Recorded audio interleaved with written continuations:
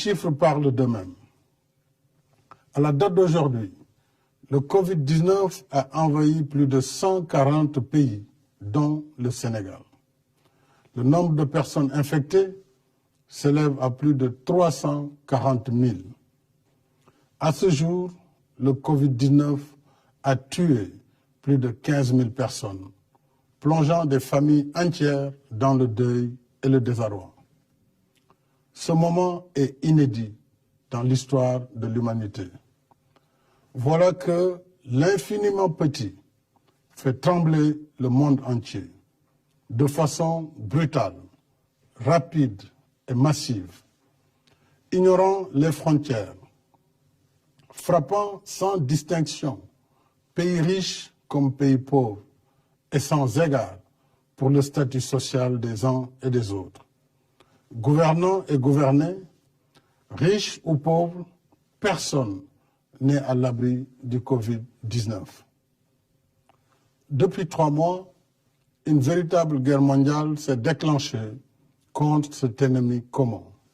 Notre pays n'est pas en reste. Ce soir, mes pensées vont d'abord aux malades du Covid-19. Je leur exprime toute mon affection et mes vœux de prompt rétablissement.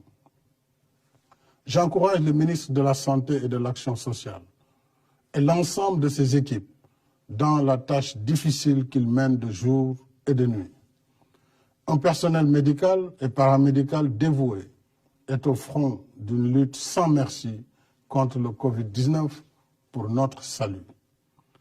À tous ces braves hommes et femmes, je renouvelle mes remerciements et mon soutien dans ce combat risqué contre un ennemi vicieux, mortel et invisible à l'œil nu.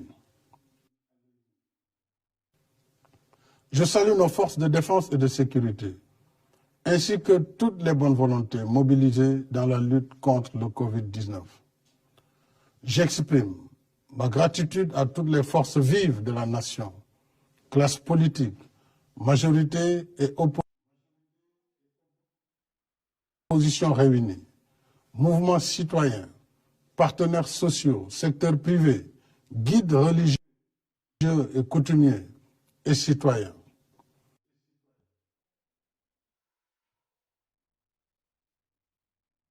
Vous êtes nombreux à soutenir l'élan national de riposte contre le Covid-19. Depuis l'apparition du premier cas, le 2 mars dernier, le gouvernement a mis en place un plan de contingentement en cours pour endiguer la progression de la maladie. Mais de toute évidence, nous n'y sommes pas encore parvenus. Au contraire, d'un premier cas déclaré le 2 mars, nous en sommes aujourd'hui à 71 malades sous traitement dans les 4 arrondissements de Dakar, ainsi qu'à Mbao, Yeumbeul, Guédiawaye, Rufisque, Touba, Mbour, Thiès, Popenguine, Saint-Louis et Ziguinchor. 1561 personnes en contact avec la maladie sont présentement suivies et seront désormais confinées dans des réceptifs hôteliers par le ministère de la Santé et de l'Action sociale. L'épidémie qui était confinée à un seul foyer s'est étendue à d'autres localités du pays. C'est dire que le virus gagne du terrain. J'ajoute qu'à ce jour, il n'y a ni vaccin, ni médicaments homologués contre le Covid-19. Ce soir, mes chers compatriotes, et je vous le dis avec solennité, l'heure est grave. La vitesse de progression de la maladie nous impose de relever le niveau de la riposte. À défaut, nous courons un sérieux risque de calamité publique. En conséquence, en vertu de l'article 69 de la Constitution et de la loi 69-29 du 29 avril 1969, à compter de ce soir à minuit, je déclare l'état d'urgence sur l'ensemble du territoire national. Le gouvernement, les autorités administratives et l'ensemble des services de l'État concernés prendront toutes les dispositions nécessaires à l'application sans délai du décret sur l'état d'urgence. J'ordonne les forces de défense et de sécurité de se tenir prêtes en vue de l'exécution immédiate et stricte des mesures édictées sur l'étendue du territoire national. Conformément à la loi sur l'état d'urgence, ces mesures donneront en particulier aux autorités administratives compétentes le pouvoir de réglementer ou d'interdire la circulation des personnes, des véhicules ou des biens dans certains lieux et à certaines heures. D'interdire à titre général ou particulier tout cortège, défilé, rassemblement et manifestation sur la voie publique. D'ordonner la fermeture provisoire des lieux publics et lieux de réunion. D'interdire à titre général ou particulier les réunions publiques ou privées de quelque nature qu'elles soient susceptibles de provoquer ou d'entretenir le désordre. Ces mesures non exhaustives pourraient évoluer en fonction des circonstances. Elles sont assorties d'un couvre-feu sur l'étendue du territoire national de 20 heures à 6 heures. Une limitation et au besoin une interdiction sera imposée au transport de voyageurs de région à région. Le ministre en charge des Transports, en rapport avec les ministres de l'Intérieur et des Forces armées, prendra les dispositions nécessaires à l'application de cette mesure, y compris en milieu urbain. Conformément à l'article 77 de la Constitution, je saisirai l'Assemblée nationale d'un projet de loi habilitant le président de la République à prendre pour une durée de 3 mois des mesures relevant du domaine de la loi afin de faire face aux impératifs d'ordre budgétaire, économique, social, sanitaire et sécuritaire de la lutte contre le Covid-19. Dans ce cadre, j'ai déjà entamé les consultations avec les institutions de la République. Je les poursuivrai demain avec l'opposition parlementaire. Je tiens en particulier à l'approvisionnement régulier du pays en produits médicaux et pharmaceutiques. Il en est de même pour les denrées de première nécessité. Le gouvernement mettra en œuvre des mesures de lutte contre toute hausse indue des prix. Je suis également soucieux des effets de la crise sur l'économie nationale. Pour en atténuer l'impact, j'ai créé un fonds de riposte et de solidarité contre les effets du Covid-19, Force Covid-19, qui sera doté de 1 000 milliards de francs CFA. Ce fonds sera alimenté par l'État et toutes les bonnes volontés. Je lance un appel à tous, au secteur privé et aux partenaires bilatéraux et multilatéraux, afin qu'ils apportent leur soutien aux forces Covid-19.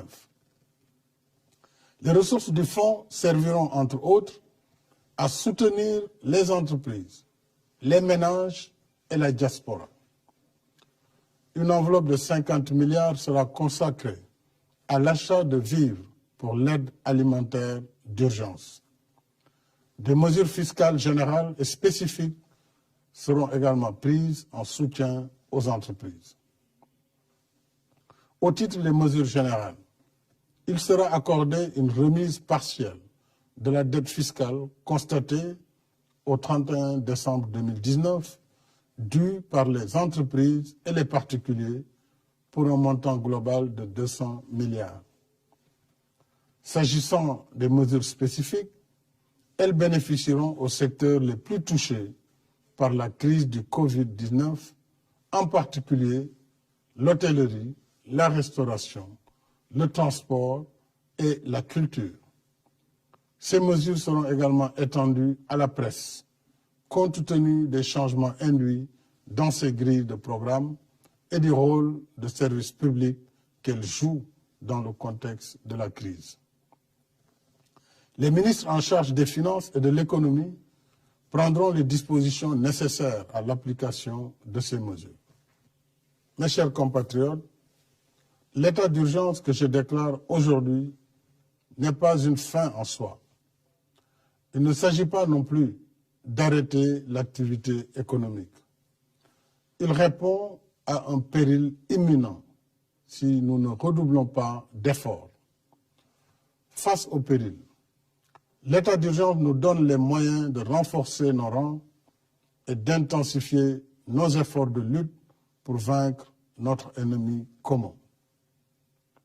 Je rappelle que le virus porteur de la maladie ne se déplace pas de lui-même. Il circule à travers les personnes qui le portent, qui le déposent dans différents endroits et qui le transmettent ainsi à d'autres. Par conséquent, en limitant nos déplacements et nos rassemblements, nous arrêtons la circulation du virus. Si nous le faisons, nous avons la chance de gagner le combat contre le Covid-19. Par contre, et je vous le dis avec insistance, si nous continuons de faire comme si de rien n'était, le virus va se propager de façon encore plus massive et plus agressive. Et malgré leur dévouement, nos personnels de santé seront alors débordés et ne pourront plus contenir la situation. C'est le pire des scénarios. Nous ne le souhaitons pas. Alors, j'en appelle à une prise de conscience nationale sur la gravité de la situation. J'en appelle à la responsabilité de chacun et de chacune. J'en appelle à l'esprit citoyen et patriotique de toutes et de tous. Limitons nos déplacements. Évitons les rassemblements de quelque nature qu'ils soient. Il y va de notre propre santé et de notre propre vie. Il y va de la santé et de la vie de nos familles et de nos communautés. Mobilisons-nous, mes chers compatriotes. Ne laissons au virus ni la vie, ni nos vies. Il y va de notre salut. Il y va du salut de la nation. Bonsoir.